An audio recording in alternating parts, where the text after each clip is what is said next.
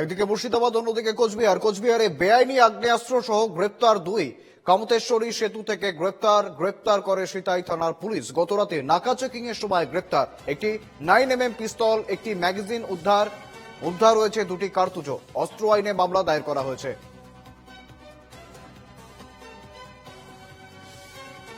কোচবিহারে বেআইনি আগ্নেয়াস্ত্র সহ গ্রেপ্তার দুই।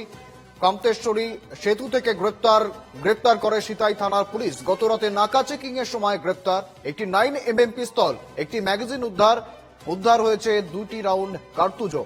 অস্ত্র আইনে মামলা দায়ের করা হয়েছে। আমাদের সঙ্গে রয়েছেন প্রতিনিধি অমিত সরকার। অমিত, কোথা থেকে আসছিলেন তারা এবং এই যে আগ্নেয়াস্ত্র উদ্ধার করা হয়েছে সেই আগ্নেয়াস্ত্র মজুতের উদ্দেশ্য বা কি জানাচ্ছে পুলিশ?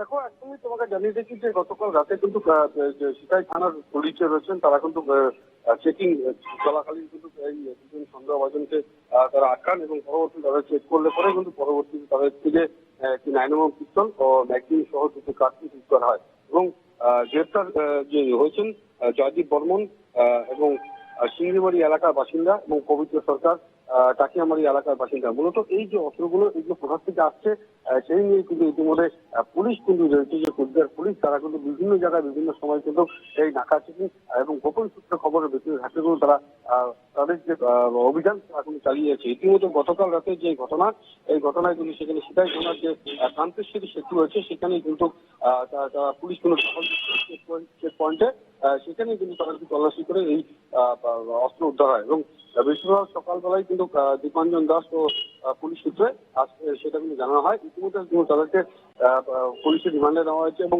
তাদেরকে আজকে আদালতে তোলা হবে এবং পুলিশের রিমান্ডে নেওয়া বাকি যে আর্মসগুলো কোথা থেকে আসছে বা কি বৃত্তান্ত সবটাই কিন্তু তারা পুলিশের রিমান্ডে নিয়ে তদন্ত করবে বলে জানা যাচ্ছে।